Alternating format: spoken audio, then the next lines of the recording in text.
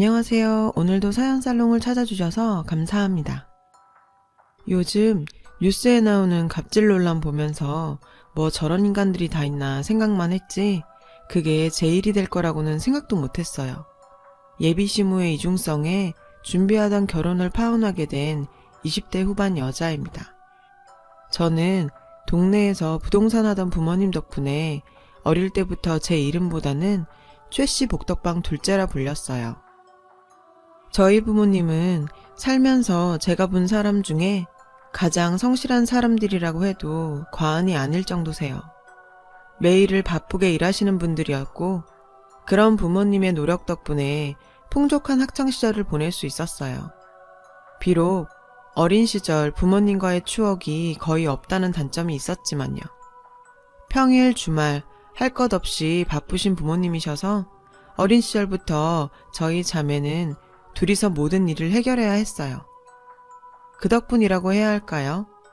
자매 둘의 성격이 누군가에게 의존하기보다는 모든 걸 스스로 해결하려고 하는 자립적인 성격들로 자라게 되었죠. 그렇게 시간이 흘러 대학 졸업반이 된 저는 바로 취업을 하는 것보다 좀 더 넓은 세상을 보고 싶었어요. 대학생활 내내 알바해서 모은 돈으로 부모님께 손 벌리지 않고 미국으로 2년간의 어학연수를 떠나게 되었어요. 몇 년이나 철저하게 준비해서 시작한 미국 어학연수 생활.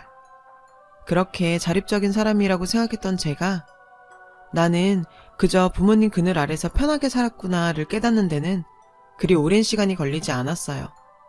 방 하나 구하는 것부터 어학원 알아보는 것까지 쉬운 일이 하나 없었습니다. 준비했던 돈은 2년간 미국 생활을 하기엔 택도 없었죠. 알바를 구하려고 해도 영어를 아주 잘하지는 못하는 동양인 여자애를 받아주는 가게는 없었어요. 결국 회사 다니고 있던 우리 언니에게 돈을 빌릴 수밖에 없었죠.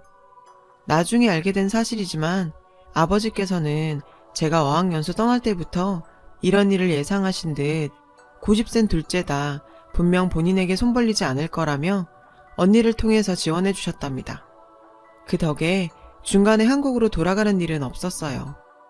그렇게 1년쯤 흘렀을까요? 영어도 많이 늘고 미국 생활에도 적응하면서 샌드위치 가게에서 일을 하게 되었어요. 그곳에서 그 남자를 만나게 되었죠.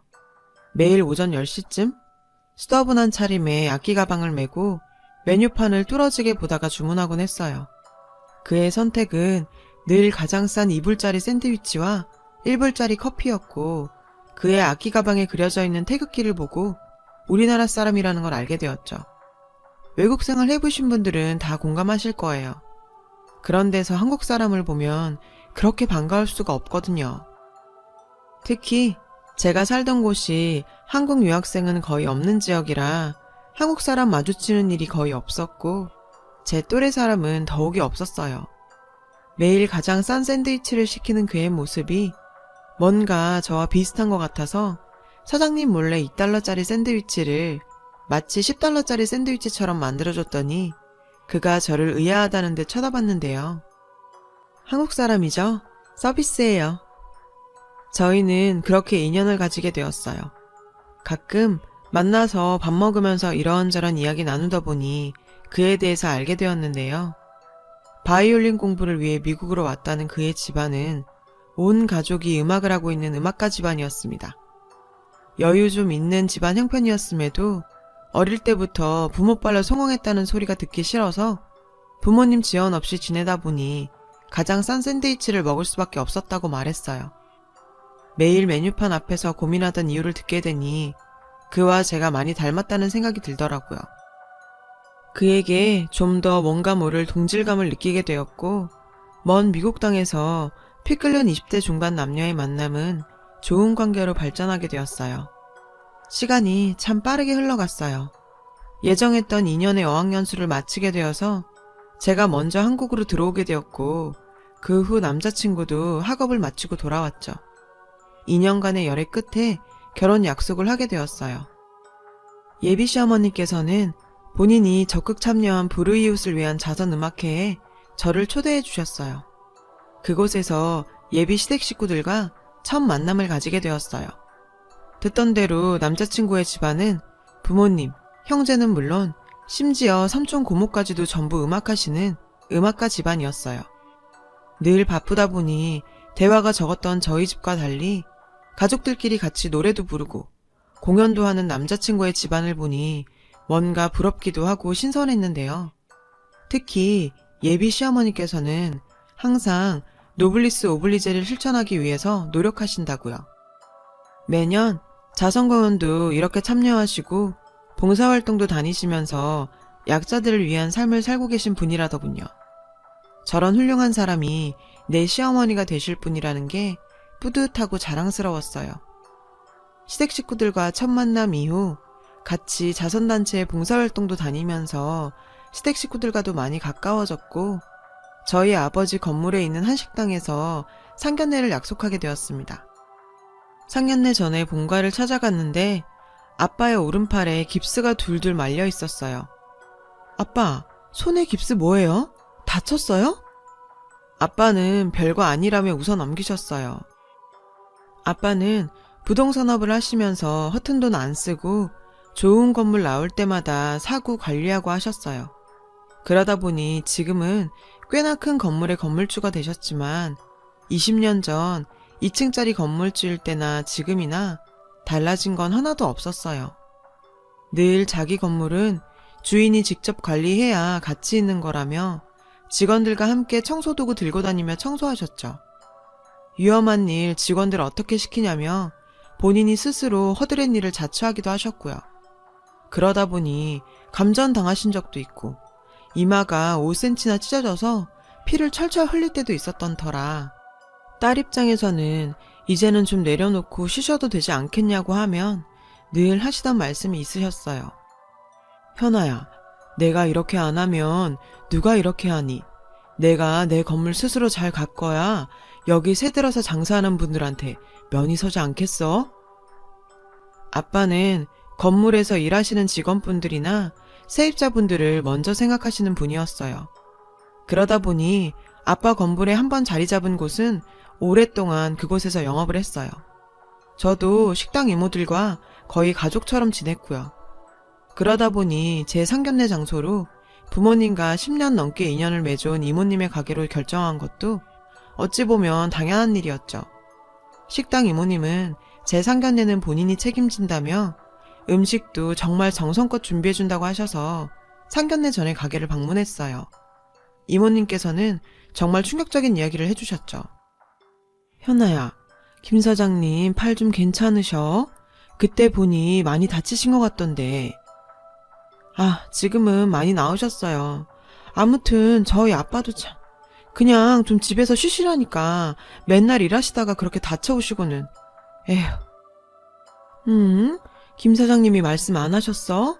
그거 일하다 다친 게 아니고. 이모님의 말씀은 정말 충격적이었는데요. 아빠는 일하다가 다치신 게 아니라 건물에 있는 식당을 찾은 중년 아줌마가 로비에서 본인 구두에 껌이 붙었다며 청소하고 계시던 직원분을 불러서 폭언을 했답니다. 그걸 본 아빠는 그 중년 아줌마와 다툼이 있는 중에 말리시다가 그 중년 부부로부터 폭언과 폭행을 당했다고 해요. 그때 순간 며칠 전 남자친구가 저에게 했던 말이 떠올랐는데요. 자기야, 오늘 우리 엄마랑 아버지가 식당에 갔다가 낭패당했다더라. 엄마 구두에 껌 붙어서 항의했더니 거기 경비원이랑 청소부가 오히려 막 몰아붙였다고 하더라고. 에휴, 요즘엔 무슨 항의만 해도 갑질이라고 오히려 적반하장이니.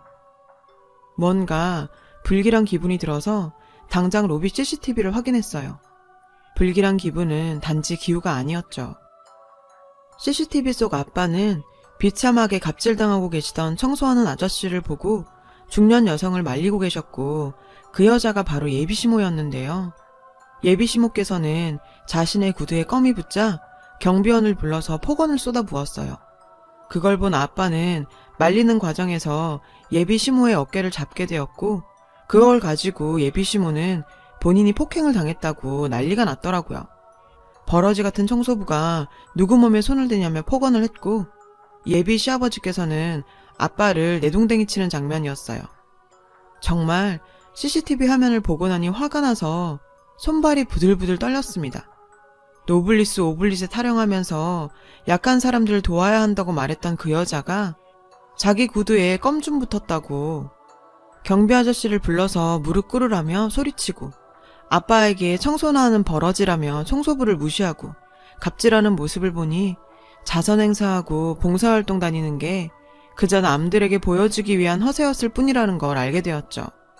아빠가 어떻게 살아오셨는데 제 인생에 이런 인간들하고 엮일 수 없었습니다.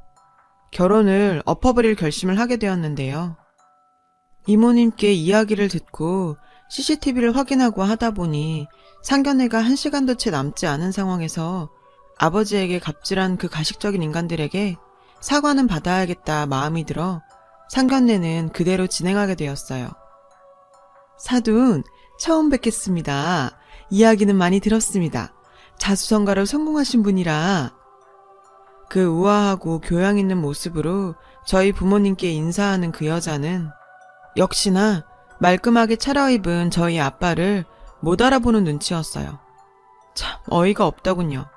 며칠 전에 버러지 같은 경비원에 청소부라고 부르던 인간이 옷 하나 바꿔 입었다고 자수성가하신 훌륭한 분이라고? 사람 외적인 모습만 보고 이렇게 태도를 바꾸는 그 여자의 모습에 보는 것만으로도 역겨웠어요. 저희 아빠도 역시 깜짝 놀라는 눈치셨죠. 아빠, 여기까지 오시게 해서 미안해요. 나 꼭 직접 사과받아야겠어요. 이 사람들은 역시나 못 알아보네요. 저기요, 저희 아빠 못 알아보세요? 응?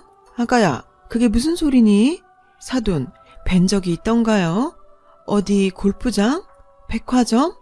어디서 낯이 있긴 한데. 아줌마, 자기보다 잘나 보이는 사람들한테는 고개 숙이고 자기보다 못나 보이는 사람한테는 갑질이나 처하는 게 당신 모습이죠. 노블리스 오블리제? 지나가던 개가 웃어요.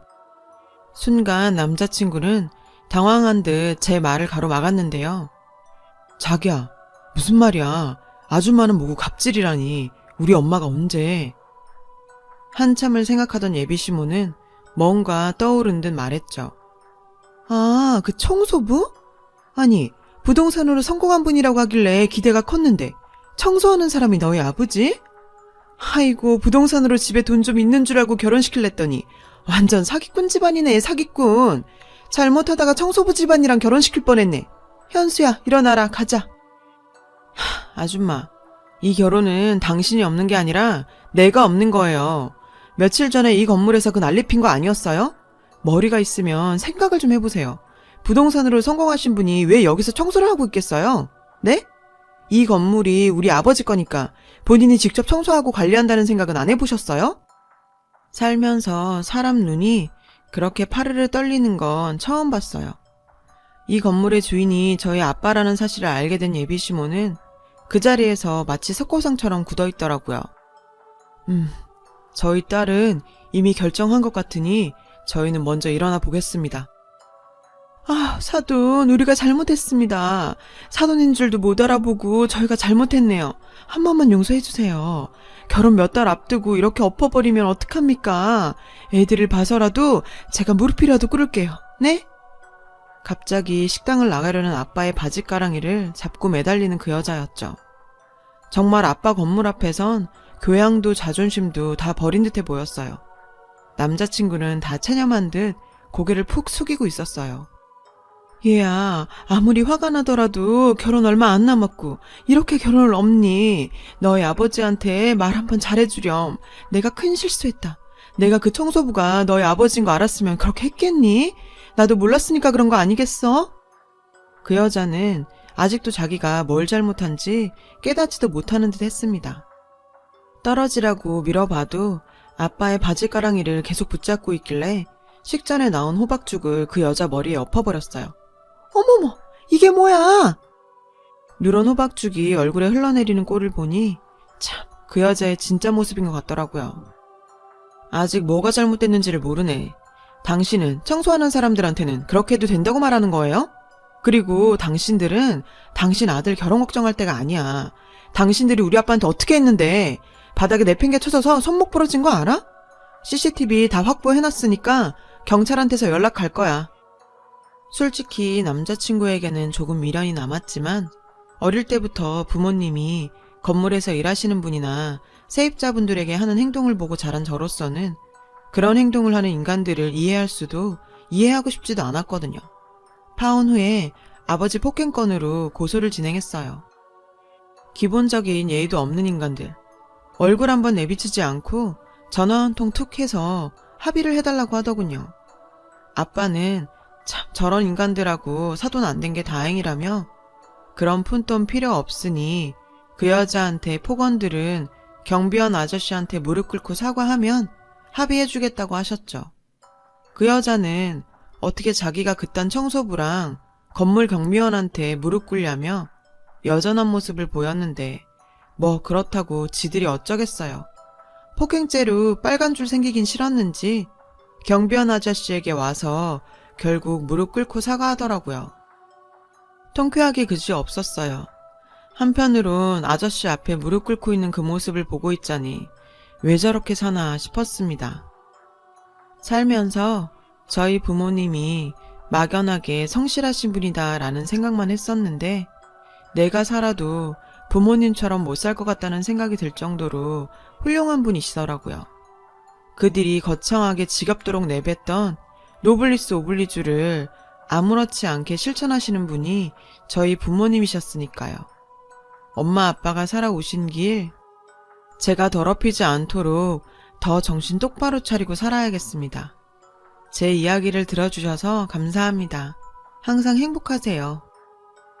여러분, 사연 댓글에 응원과 현명한 조언 부탁드려요. 좋아요와 구독은 저에게 큰 힘이 됩니다. 오늘도 좋은 일 가득하세요.